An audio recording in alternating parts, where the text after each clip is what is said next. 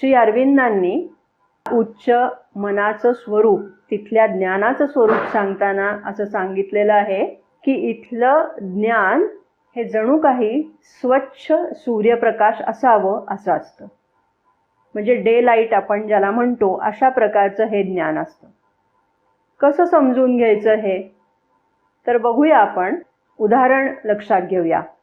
आपण समजा वेरूळ, अजंठा यासारख्या ज्या लेणी आहेत त्या लेण्या पाहायला जर आपण गेलेलो असू तर त्यातल्या काही लेण्यांच्या बाबतीत तिथल्या ज्या काही शिल्पाकृती आहे तिथे अंधार असतो आणि मग त्या अंधारामध्ये आपल्याला त्या शिल्पाकृती पाहायच्या असतील तर आपल्याजवळ जी बॅटरी असते, जो टॉर्च असतो, तो टॉर्च घेऊन आपण त्या आकृत्यांवर तो प्रकाश टाकतो आणि मग त्याच्या माध्यमातून आपल्याला ती आकृती धूसरशी अशी त्या छोट्याशा मिणमिणत्या प्रकाशामध्ये जी काही दिसेल ती आकृती दिसते.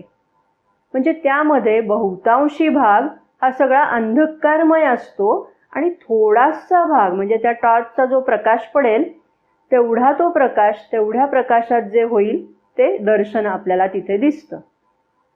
मानवी बुद्धीचं स्वरूप हे असं प्रकाश अंधकारमय असं मिश्रित आहे. म्हणजे प्रकाशाचा भाग कमी आणि अंधकाराचा भाग जास्त अशा स्वरूपाचं ते आहे. पण तेच उच्च मनाच्या ज्ञानाचं स्वरूप कसं आहे तर आता कल्पना करा की त्याच लेणीमध्ये दिवसाच्या एका ठराविक वेळेला सूर्याचा प्रकाश थेट त्या शिल्पाकृतीवर पडतो आहे.